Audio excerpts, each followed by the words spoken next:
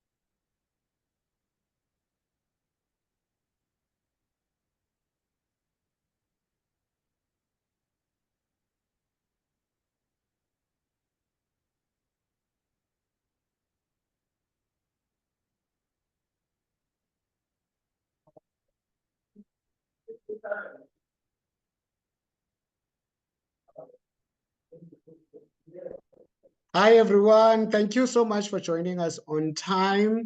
We will start in just a few minutes. Give us a moment. I can see the hands on Facebook.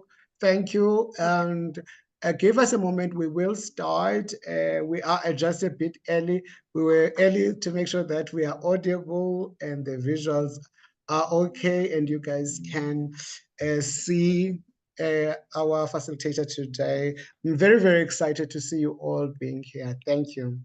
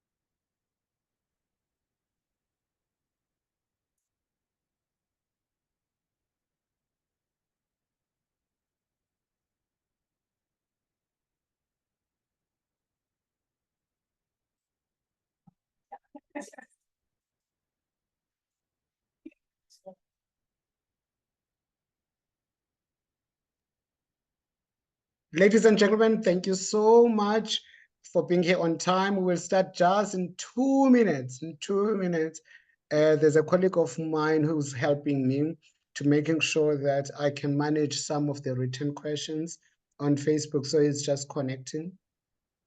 Okay. So that because I might struggle. Some of us are not as young with this technological stuff.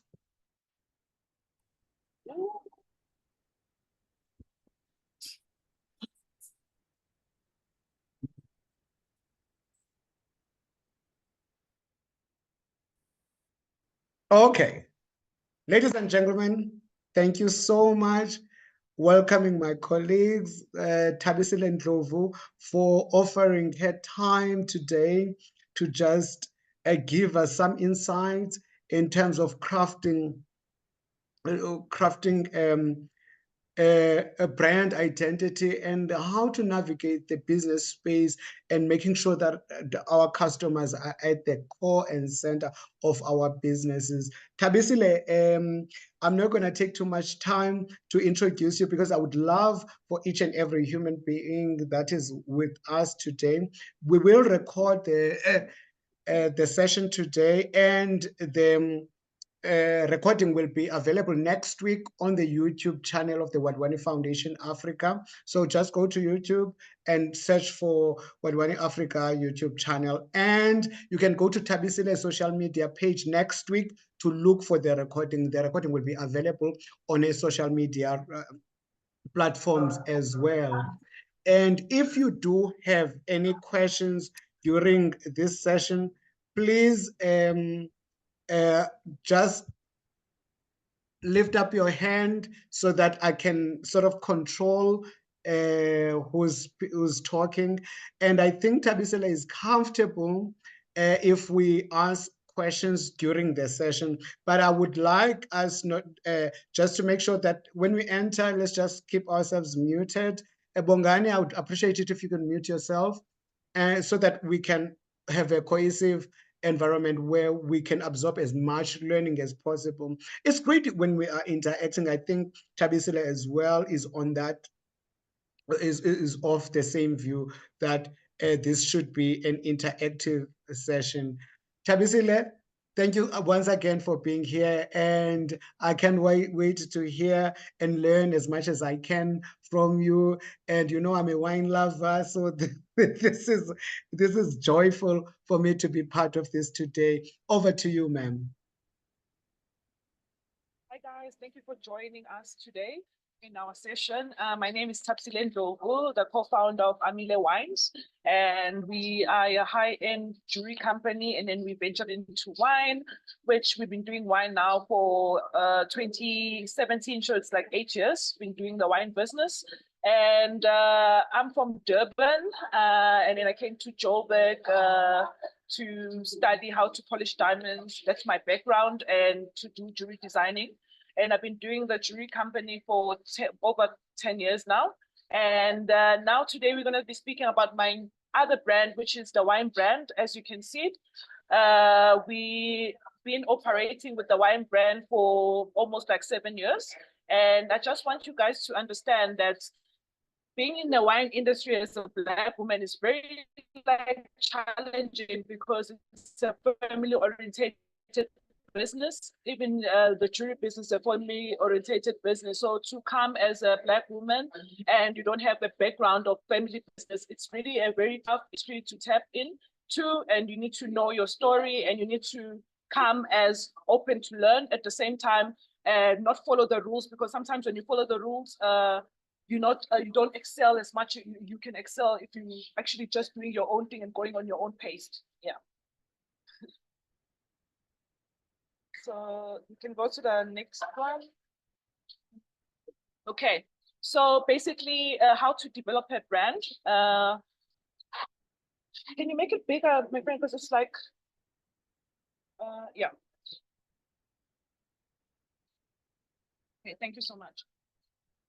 So basically, what I'm going to speak about today is brand identity, how to start a brand from scratch. Sometimes we think when you're starting a brand, you need funding, you need to know your clientele, which you do. But sometimes learning your clientele is all about interacting with people first and learning which people that are liking your product.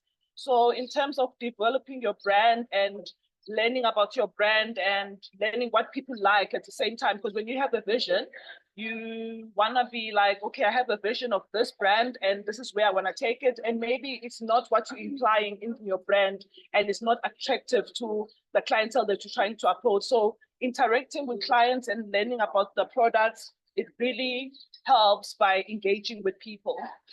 Can we go to the slide 3, please? Please tell me if I'm going fast, guys, yeah? Still fine, ma'am. Thank you. Okay, no problem. So basically, in terms of like having identity in your brand, which is like your logo, the color that you use, so people can actually interact with your logo or your brand, you have to have colors that are clicking to the clientele that you're trying to actually reach out to. And when people see those colors or they see your name, it has to be something that's, what can I say? It has to be something that when the client sees your wine in the shelves, which I'm making an example, your wine in the shelf, that it attracts them to your product. So basically what I did is when I designed my logo, because of my company name is named after my daughter. I didn't say that part. It's named after my daughter. Her name is Amile. And why I chose my daughter's name, because it means stand up. And I wanted to use my company as like, it's my baby that I'm growing. So starting a business is like you are growing a baby. And when you're growing a baby, it needs nurturing, it needs your time, It needs you to understand where its pace is going and all that stuff. So when I came up with the logo, I had to emphasize with the A, it's in my new range. It's just an A and the diamond, which now the diamond is there because of our background as a jewelry company. We wanted to imply that on our wine brand so we can advertise as well, use it as a form of advertising, because our slogan is from the soil to the palm of your hand.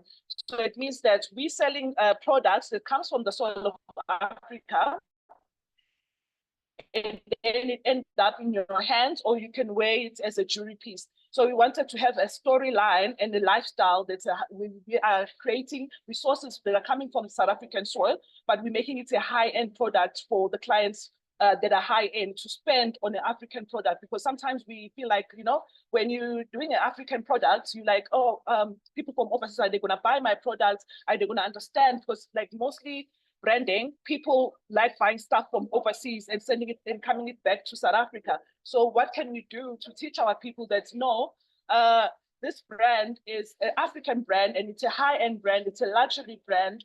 How can we imply that in a logo?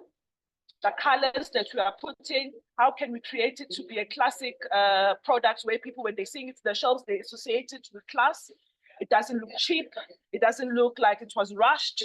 The labeling has to be perfect, because you remember, as a Black business, we always, the Black business, they have the stigma that we Black businesses are not serious, Black businesses are not this. So you want, when you put your products on the shelves, to stand out and say, no, people won't know even if it's a Black brand or not, because in business, it's not a black and white business, it's just business. So branding is really important when you understand that you're not a Black company, you're not a white company, you are just a company.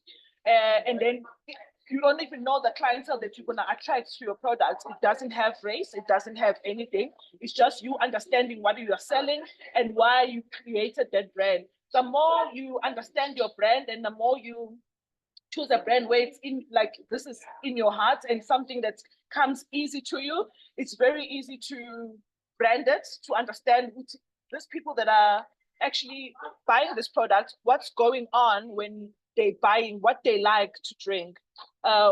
If they're drinking a vintage wine, what's the story behind the vintage wine? You are selling more of a story as a small business than the branding itself. But now what you are selling has to be on your branding, the way you present yourself with your products, the way your product looks on the shelves. Does it stand out? Does it come, is people attracted to the product? And for that, it takes time, because when you start your product, you start it as this product, and then people will suggest stuff like, why don't you do this? Why don't you do that? I want all entrepreneurs to understand, don't listen to people. When you started, you had a vision, and you need to stick to that vision, because now you're going to be changing logos and logos. If someone suggests something next week, then you're changing it. Then now you don't have a stand-up logo where people know this is Amile, this is so and so, and this is so and so, because big companies are doing that. You know, if you see yellow and what, it's MTN, you know the colors, you interacted with the product itself. So it's very, in branding, the colors are very important, and to stick to the color line throughout your products, that, okay, people know this color is associated to this brand, only to this brand. And I really need people to understand that when you packaging your product, when your product is it's on the shelves or not on the shelves, with the way you present it. And then if you're using promoters or people that have to be associated with your product, you have to understand it must be people that as well that look like people that are drinking your products. If you're selling wine like me, and it has to be people that are, you're selling wine, you're not selling beer. So understanding as well the different sectors, that, okay, I'm selling wine, wine comes with this culture. If I'm selling beer, beer comes with this culture. So it's all about the research itself, and it's all about someone that sees your logo, understand what you are selling, and understand this is the company that is selling the product. Thank you. Can we go to the next slide?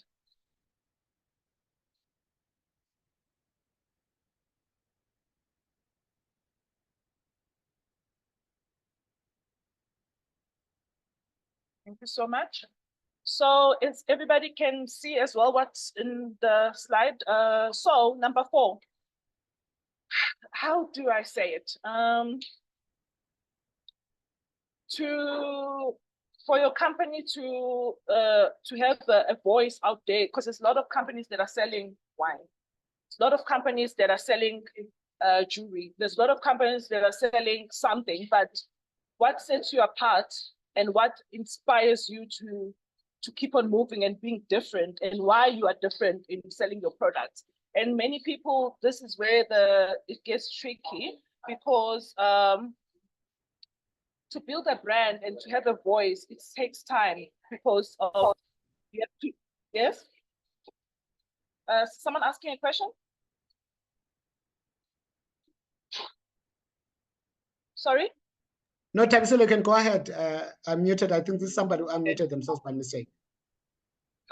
Okay, no problem. So to actually have a voice as a brand and the storyline is really important as a brand. My business, my storyline is, it's a diamond brand. I named it after my child. And what's the storyline between a diamond and the wine? Oh, okay. Then they ask questions. Why did she decided to do wine and she has a jewelry experience? Because of my slogan, as I've said, it's from the soul to the palm of your hand. So the jewelry comes from the soul, the diamonds comes from the soul, the grapes comes from the soul. And then what I wanted for my clients is to have a lifestyle for my clients where they can wear my jewelry, which I know my target market is high scale clients. They're gonna drink wine when they're celebrating, through weddings, through celebration. It goes through the whole storyline when the client enters our building. So from they enter the door, they're coming to buy a jewelry piece. From buying the jewelry piece, they're getting married, they need wine to be personalized. So it's all through a whole food chain of all coming together as one identity on the person. It makes it a lifestyle brand. To make it a lifestyle brand, it is very tricky, because some people think Lamborghini has Lamborghini, and then they have Lamborghini champagne, which it's something else. When you're buying a car like that, it's a special car. You want to celebrate, you want to open your champagne and drink. They saw what their clients, how they actually are living, and then they implemented that to actually support the brand itself. Yeah.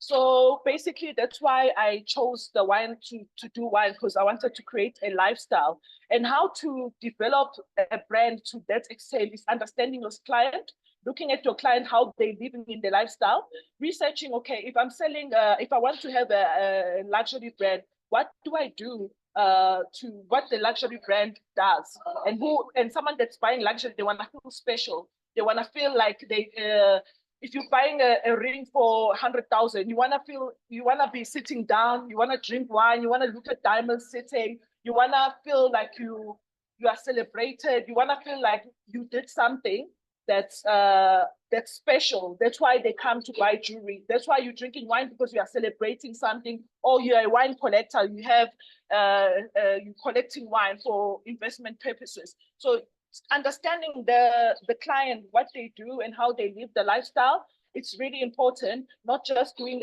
branding and then saying, okay, I'm branding, but I want to have a voice of like, I want to just sell, and I want to put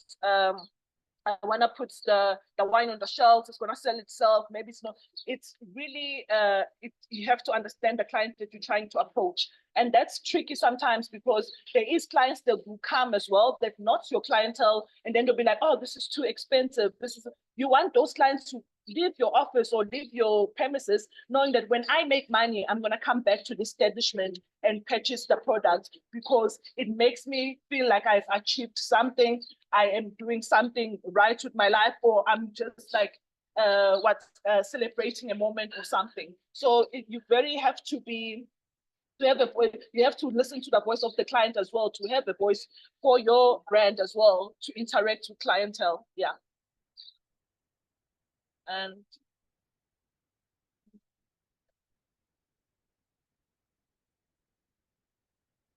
can I take questions before we go to number 5? If anyone has a question.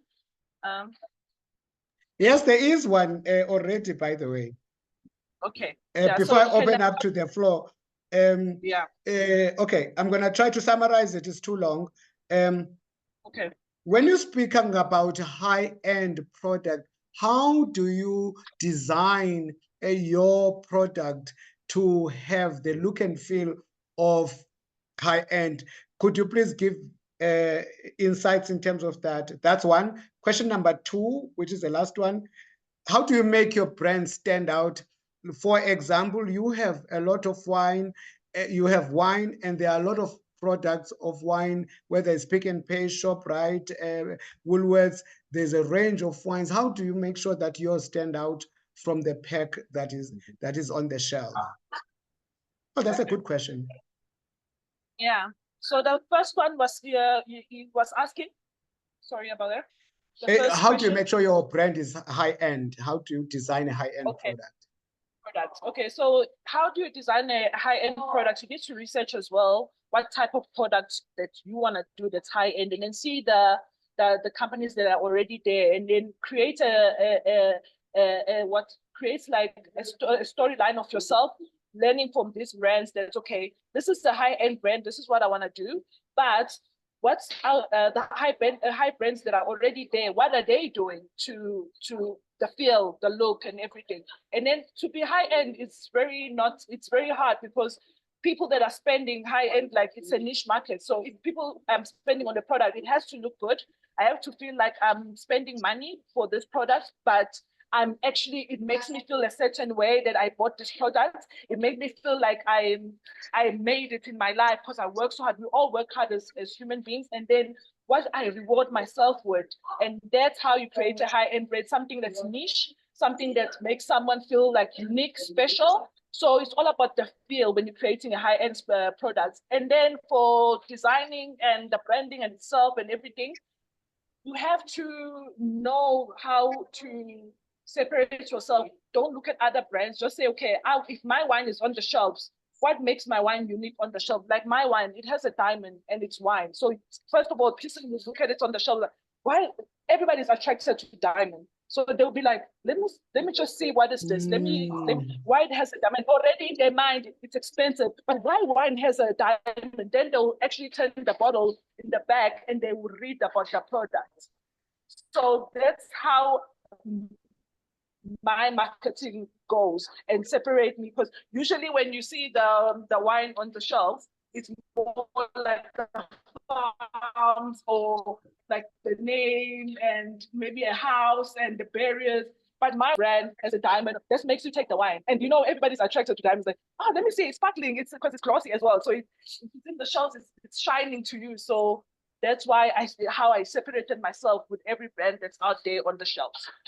I hope that's good. Sorry, there's another question. I don't know if there's a question online. I have not checked the chat yet. I'll check quickly. Okay. You can type it or just unmute yourself. Here's another question. Sorry, I think this is okay. Thabisile, okay. Yeah, this one is good.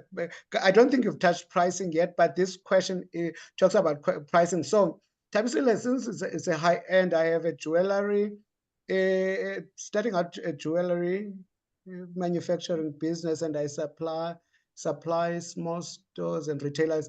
How do I make sure that I don't compromise? Oh, okay, got the question now. So the question is, how don't you compromise your pricing just because of people trying to negotiate you? I think this is in line to what you said about just because Black people like negotiating when they know it's a Black person selling the product, whereas they don't do it when it's a white person. I'm sorry, this is not a racial thing, but the race behavior in South Africa is quite permeant whenever we buy anything from our community. How do you avoid that?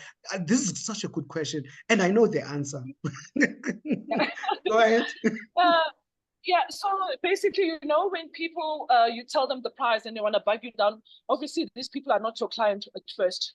You have to tell them, this is my price. I appreciate your opinion, what you think it should be, but this is the price because this is my brand. This is what I'm selling. But you say it in a nice way that they actually receive it well. No, this is it. You came here, it's Amile, it's diamond involved. If it's wine, we have vintage wine. This is a certain price for vintage wine, and this is a certain price for commercial wine. So you have to stick to your price because it's like you are selling yourself. This is what you worth. You have to look at like this. What I'm worth. I went to varsity, studied this, spent years on this, and then someone is coming in one day to just drop my price to what they think my price should be. And you spend time that you will never get back. And that's money is not the problem, but time you never get back. And that time is what they're paying for. And that's what you have to understand when you're pricing and how long did it take you to do it and why you're pricing it this much and what material did you use, especially because you said they're doing jewelry. What material did you use? Is it 9 carat? Is it 18 carat? And your design, is it unique? You came up with this design. So it means now you're a mini god. You saw it in your mind and then you created it. And that's as well is someone experiencing what you have visioned.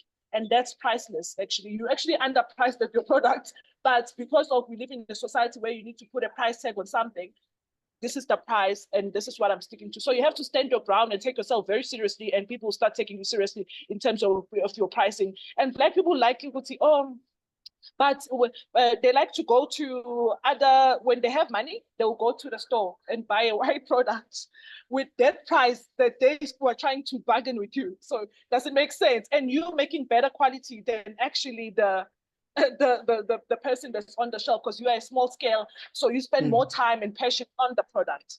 So it gets tricky. What do you want to add, my friend? No, man, there's nothing for me to add because your closing remarks particularly were on point, and my personal opinion as well. And obviously the theory that backs that up in terms of how these things play out in the market. And just to iterate what you've just said, like stick to your guns, stick to your guns. And remember, when you're creating a product, Thabisile did speak about the ideal customer that you are targeting. So you do need to have that in mind and the affordability of those people. Obviously, there are people who might like to have access to this product who may not afford it at the moment. Hence, she even spoke about the range of wine that she has. So you do need to sort of design a product that, how do I get the people who are still at entry level, not sidelining them, but not compromising the quality and my brand. So I think you've answered it quite well. Don't worry, the recording will be available because she actually did hone into that. Is it Troy? Yes, Troy.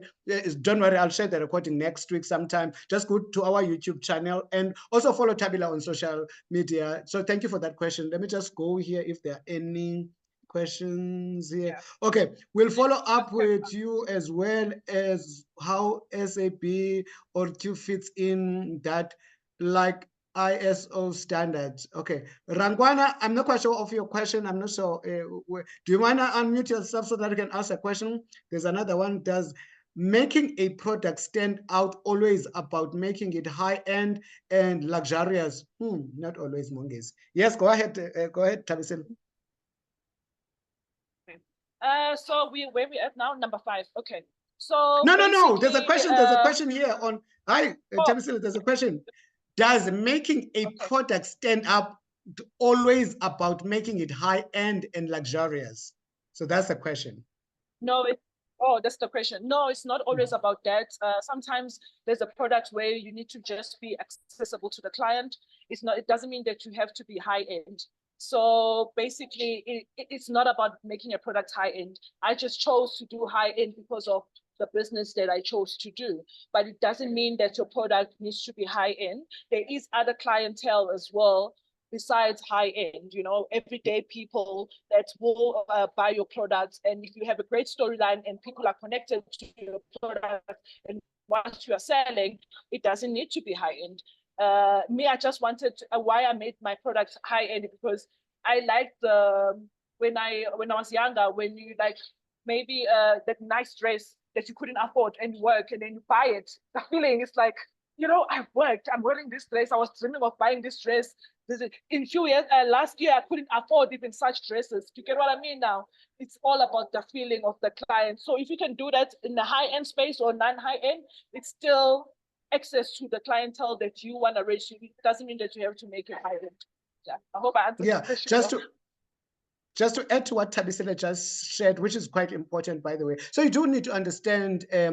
I know we have Doko Pondo here. She actually does this better than I do. But you do need to understand who you're selling to. So, for example, if I were to shop at Pep, just because something is at Pep doesn't mean it cannot have a high-end look and feel. But it has a profile of a target market that it's targeting. It needs to look classy. It needs to look accessible. So you do need to actually understand whom you are targeting with this particular product or service. Thabisile, thank you so much. That actually you narrated that quite well. Market, there's another question. Hi, Thabisile. I understand that when creating a high-end product, you have to also create limited edition to achieve scarcity for desirability. But my question is, can that also limit one from reaching more customers quickly? Yeah. Hey, yo, that's quite Ambrosia. Yo, what a good question. It's so Yes. Okay, and then it's a very nice question. So I have a limited edition, which is the one. If can you scroll to the end to the next slide? I think I have the next one, so I can answer it. They can see.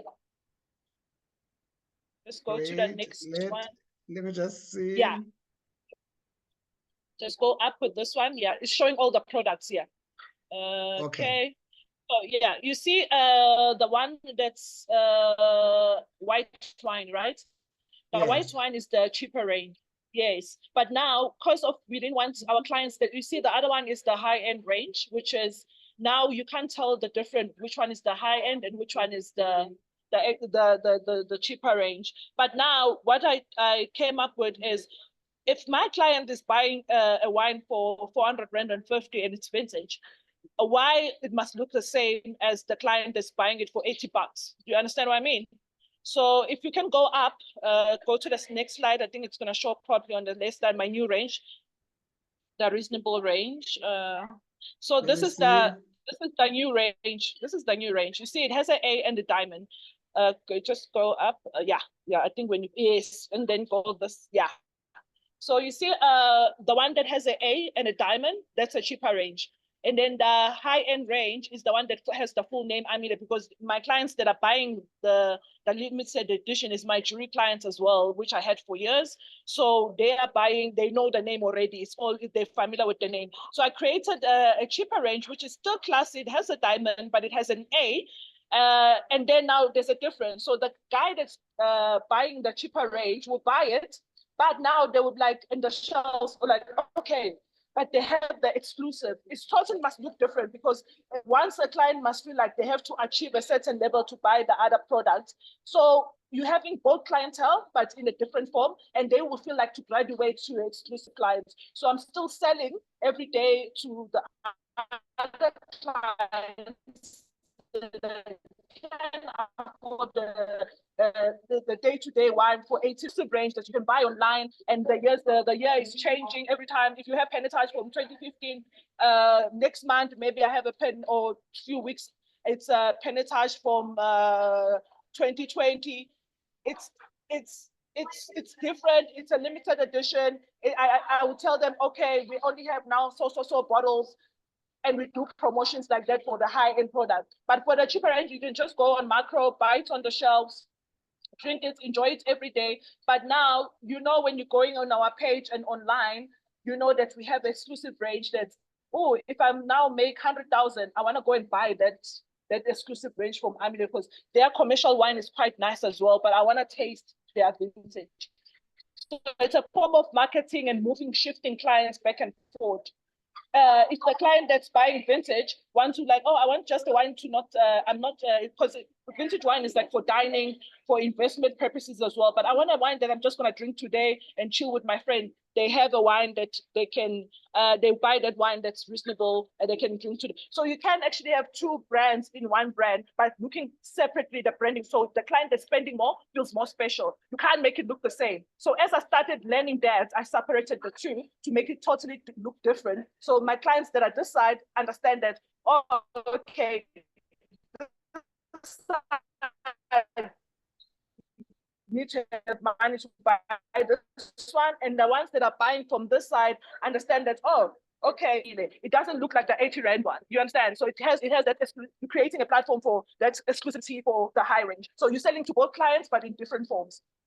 I hope it answered. Oh, what a beautiful answer. I clearly I did not study marketing. Beautiful answer. Thank you. Thank you. Actually now I even understand what I teach. You've narrated it quite well. Thank you so much. I think Richmond is thirsty already.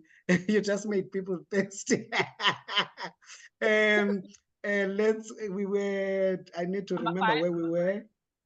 Number 5. Yeah. Okay.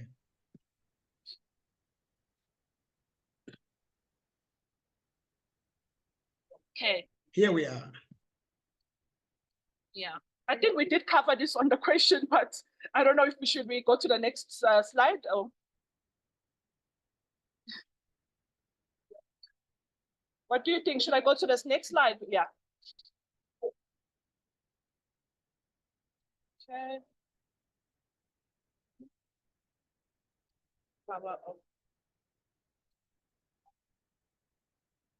Okay, so should we go to number 6? Because I think we covered this with the questions.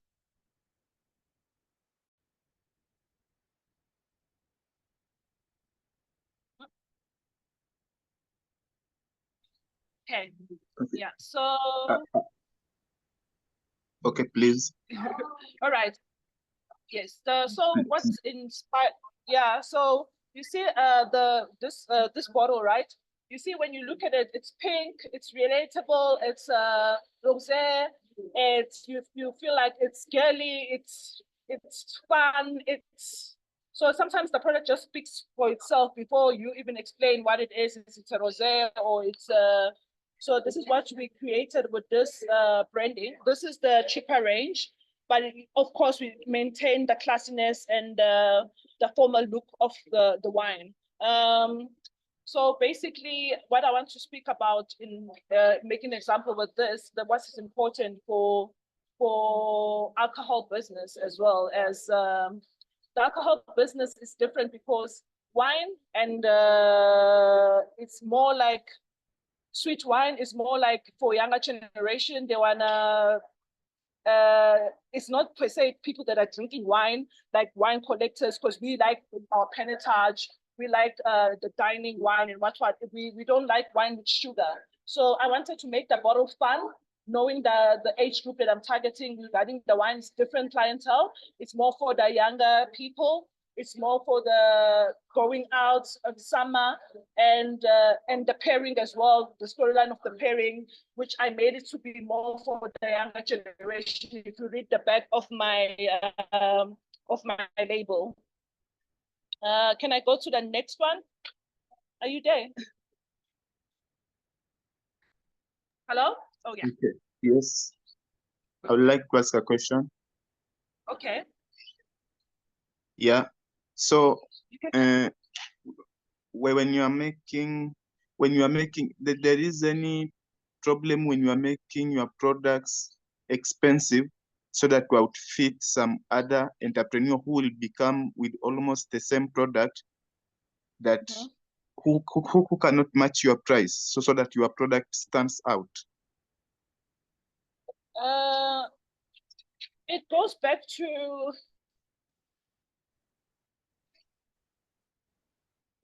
I don't know if I understand your question. You were asking me if the pricing and the people that are other bit.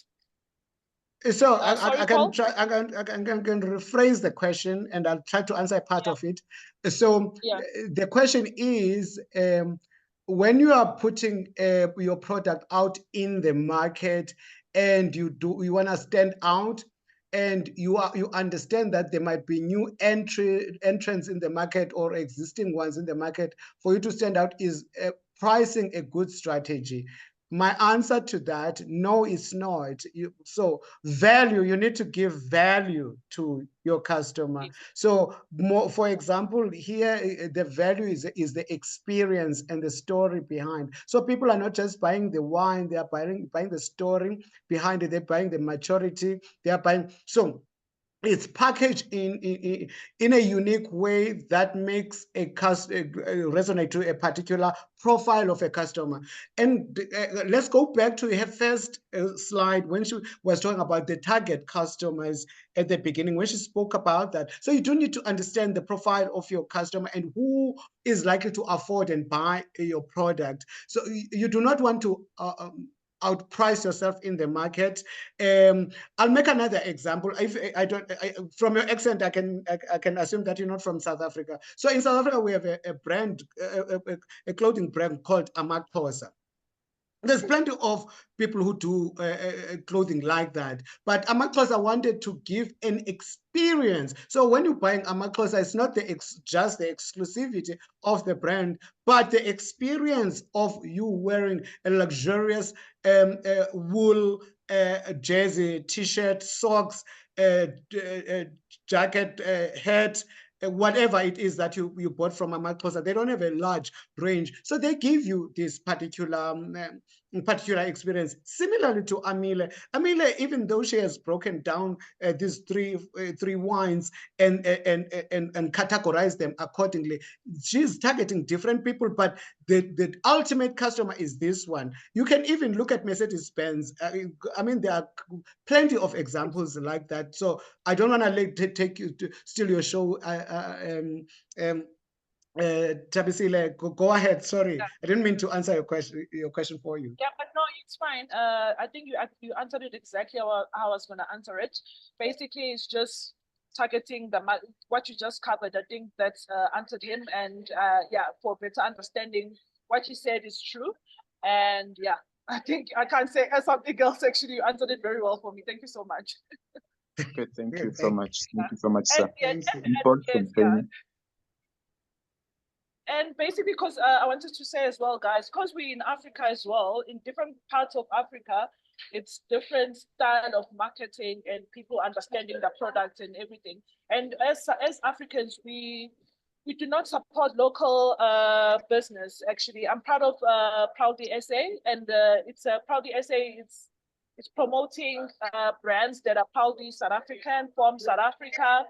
And the challenge, what we have there is they trying to make people to buy African products. So we're teaching, they have a storyline that's buy local. Local is lekker. So it's just teaching people that you can buy locally and buy a luxury brand locally and buy quality, buy the black brand in South Africa. You don't need to go and buy it in the US or go overseas. We have in South Africa, we have great wines actually. And in Hong Kong, they're looking for our wine. It's a demand in Hong Kong. We're one of the best listed wine in the whole world. So basically, why were we buying wine from Italy? Why as South Africans? But we have our own wine that's here on Stellenbosch, that's good quality wine, and people from overseas are looking for the wine. So in terms of like celebrating ourselves as Africans, I think that we need to, I think that generation now, it's actually learning how to buy local, because now there is successful brands that are selling locally. There was a brand called Sun Goddess. It came in a moment where people didn't understand a classy product, where why they were selling it so expensive.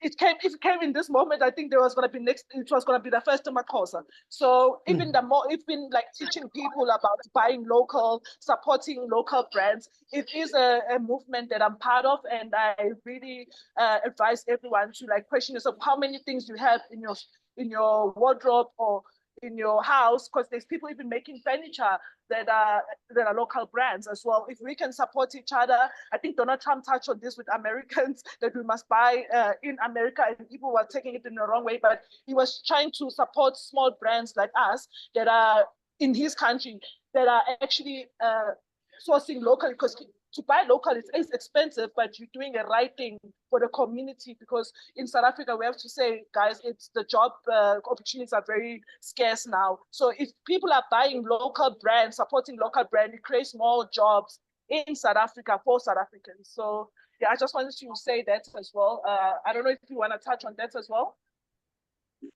Yeah, by the way, this is the you've just hit on something that should be of passion to all of us to say, as Yeah. entrepreneurs, we know that when you're starting out, the cost of producing an item that is not commercially produced is quite high. So you are likely to be more expensive than somebody who would go to a retail store like Pick and Pay. So you are likely to, this wine is likely to be more expensive than the Woolies wine, which is like 70 bucks or 69 rands. So because of the production. So whenever you are supporting a small scale farmer or producer or a product, you need to keep that in mind. And as entrepreneurs, I think we do need to create a movement. Thank you for saying that again. I think we need to create a movement that educates the public to say, actually, together, us supporting each other, letting the public know that actually we as entrepreneurs ourselves, we are supportive of each other. There is no reason for me to hire a gardening service that's well established, while I know that somebody down the road in Soweto is a small garden company, they are starting out. Why can't I support that person to see them grow so that they can reach the larger scale and compete in the market? So you do know that you're going to pay a slight premium. And I don't want to repeat what you just said, Thabisile, because it's quite important, particularly when you are introducing a product in the market, as most of the entrepreneurs that are here are about to do or are doing or have done. So when you're taking a new product in the market, irrespective of who the profile of the customer is, you are very much mindful that they were not scarce of a particular product. Just because Amile is around doesn't mean that people did not have wine prior to Amile. They didn't. It doesn't mean that there was no high-end wines in the market before Amile. So how does Amile now make sure that it resonates with the right people who will be repeat customers? How does she introduce this product? She even laid out a story for us. So storytelling behind your product is quite crucial, is a crucial part of introducing your product. And then she honed in on something that was quite, for me, of passion. Doc Opondo is here, is something of passion to her. Fully understanding your customers and providing value. So value is core of what you need to offer. Pricing for when there is value, for people whom you understand, you understand as your customer, the price will be the last thing on their mind. I do drink wine, and the wine that I drink is typically not cheap, not because of my affordability, because I believe there's value on this wine, and there's a certain feeling when you buy a certain kind of wine. As Thabisile just says, remember when you're driving a Mercedes-Benz versus when you are driving a Lamborghini, you get a different feeling. So the luxury of being in a Lamborghini, it gives you a certain feeling. So the feeling experience is part of I wish I could unmute Dr. Opondo here so that she can speak about this, because she actually lectures this better than I do. So it is quite crucial for you to understand what are the key levers that are key levers or triggers, as Thabisile would say, that would inspire a customer to buy your product. So there's something that needs to resonate. So the pricing is a thing. Yes, you need to compete, true, but it should not be your key differentiator in the market, and it should not be the thing that makes you think now customers are going to come back. They're going to think you're luxurious just because of price. There are a lot of expensive products in the market. I'm sure you don't think they're worth the price. So you pricing it yourself out of the market doesn't make you stand out. You could actually price out yourself out of the business. So the experience and the quality of the product that you give to your customer is crucial. You cannot put a price behind that. They don't have to reorder. I see. That box. Yeah, that's all from my end. I see there's somebody. The system has captured. Anyone with a question? So basically now I have to speak about why is someone that is someone asking a question? Because it's like, it looks like someone is. Yeah. No. Right. It's a question Anybody time can again. unmute So themselves if you you have can a ask me question. question, guys. Yeah. Yeah. Okay. Then can you pull up? Oh, I here's wanted a to just question. speak about The question is how the do they get hold of you, and where do they get your wine? Thank you, Facebook. Okay. Thank you. I didn't see that. Yeah, so you can actually go on my Instagram. It's Amile Wines, and if you want to, our Instagram is Amile Wines. If you wanna buy our wine, you can get it on Macro online. We're gonna be physical soon. We're gonna be launching that soon as well. Oh, fantastic. When you And can even access our wine on shelves, and then yeah.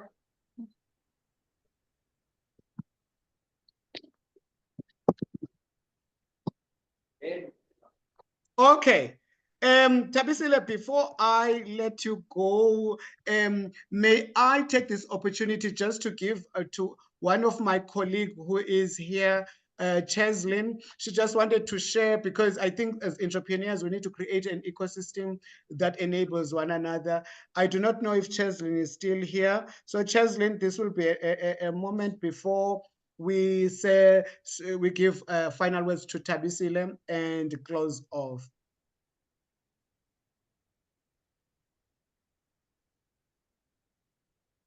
Mr. Cheslin. Yeah.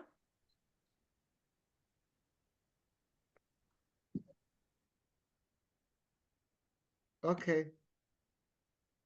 Who else did I can't remember who actually asked me. Can you hear me? Yeah, we can hear Yes. you now. Okay, sorry, I'm having a bit of an issue with my my visuals in terms of my camera this week. I'm not too sure why, but thank you so much, Mr. X, for bringing me in the room. I think the presentation was absolutely amazing. So much value. I'd love to just share a quick screen if possible. Yes, you can. Can I make you a co-host? How do I do that? Oh, good Lord, sipping old is not as fun as people make it out to be. And now you do have your screen share. Awesome stuff. Let me just show you this over here. Just confirm if you can see my screen. Yes, we can. Awesome stuff. So this is me essentially, guys. You can't see my face, but this is me. I run an awesome company called Ndlovu. And basically what we are a digital platform that helps streamline compliance for South African SMMEs. And what that is, basically, everybody knows here in the room what a K53 is, right? That's the examination that you need to write and the test that you need to do in order to ride on our public roads of South Africa. You with me? And what we have understood with the problem in our country at the moment is that businesses have a massive problem. There are 2.6 million SMMEs, and only 37% of those businesses, which equates to 900,000, are formally registered. And I can tell you only about 5% of those businesses are actually getting access to business opportunities. And that's a scary fact, right? And the reason behind this is that these businesses are saying that they want to get access to vendor databases. You know, they want to get access to funding and they want to get their invoices paid. But the biggest problem is why this is not happening is because they are not meeting the requirement as business owners within South Africa. When you do the job and you get the job and you complete the job, finance is asking for various questions, such as, do you have your insurance? Do you have your tax clearance certificate? Do you have your COIDAS? And often the question and the way that businesses operate is that they're saying to the way South African SMEs operate is that they are reactive and not proactive in this manner. So they go, oh, shibbit, let me ask my accountant quickly to get it done. And often that request to the accountant is 6,000 to 7,000 rand, which is the biggest problem. So to just jump ahead and give you guys an overview, because it's literally just the introduction of who we are, that we have a trusted solution, right? That is easily accessible, it's affordable, we provide complete support in terms of the things that you do not have within your business, that K53 requirement that you do not have, we're able to help you identify it as well as fix it. But what makes this also cool is that it's in your pocket. So it's an application that sits on your phone and the web, where you can see on demand, am I ready for this opportunity that I'm about to apply for? Am I ready for this tender? Am I ready to engage with supply chain? So this is our vision, right, in our organization. And it's to be the trusted, credible digital partner of choice for compliance and supplier verification, connecting SMEs to large enterprises through funding and access to market. Now, I'm just going to jump ahead. We've identified a couple of driving goals, right? So general goals, when you register on our platform, you're going to see a screen like this. And many want just an assessment to see if they are verified. Many businesses want to get access to supply chain readiness. And as you know, many businesses all want money, because in South Africa, you're either getting an order through a friend you know, or you applied for it and you actually got it. But our economy is so weak right now as small business owners that our friends and our family doesn't have money to support us. Neither does our balance statement or our cash flow. And so access to purchase order funding is a massive ask in our organization. And we assist businesses do this. So if you want to know more about this requirements, and I put it as the K53 requirements, this is the rubric, the foundation of requirements that builds trust between these departments. Because if you get a shot, man, and you don't have these documents, already SMEs have that kind of blanket approach to say, we don't want to work with you because we know you don't have money. We know you don't have the right stuff. And essentially, what I'm here to just give you a little taste of is that Ndlovu, from a digital perspective, is ready to support you. So if you want to know more about what we do, furthermore, I'm going to just leave some details of who we are on this page. And please do connect with us. Olila, just thank you so much. I would love to do a workshop on this particular topic. But if you want to know more, I'd really love for you guys in this room today, the 74 participants, to come and register and get the free business check from me, just as a gift. We charge 350 Rand for this check. But if you register today, I will make sure my team loads you guys up and does a free check. That's my gift to you guys that are inspiring entrepreneurs, that are wanting to grow and get access to business opportunities. So register on our platform, go to Google and select your goal and do a free business check with us to see, are you ready to get funding, get access to market opportunities? Because if you're not, Ndlovu will hold your hand and take you through that process. And it's all via clicks of a button. Thank you.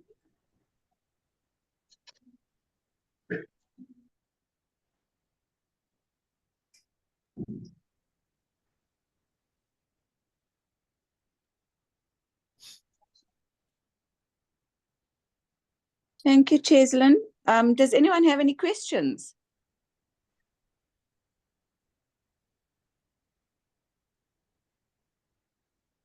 X? No, there are no Yes, questions. I do have a question. I do have a question. Go ahead. Okay, good afternoon. Thank you so much for this presentation. It was an informative presentation. We are interested in the wine industry, but would like to get assistance with regard to training and mentorship so that we can become professional SMEs in this field of wine. And also to be able to export it. Am I audible?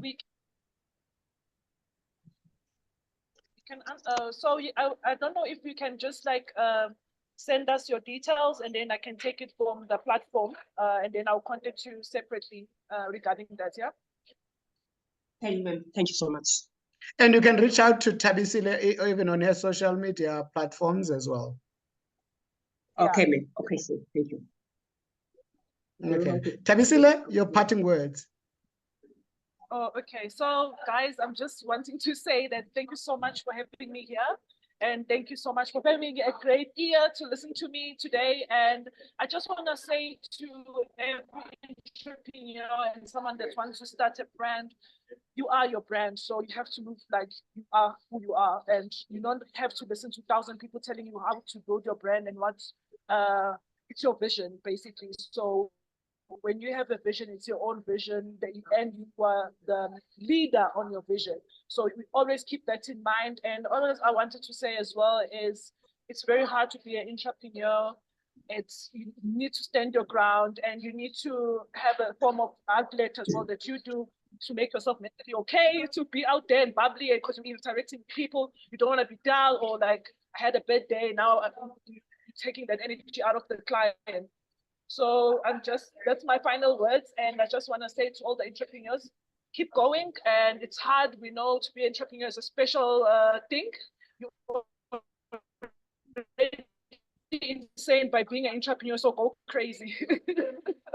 That's what I can say. Yeah, Thabisile, thank you so much for sharing your wisdom. And Cheslin, hopefully people will reach out to you. And obviously, I'm sure people can Google you or get on your LinkedIn, on Facebook as well.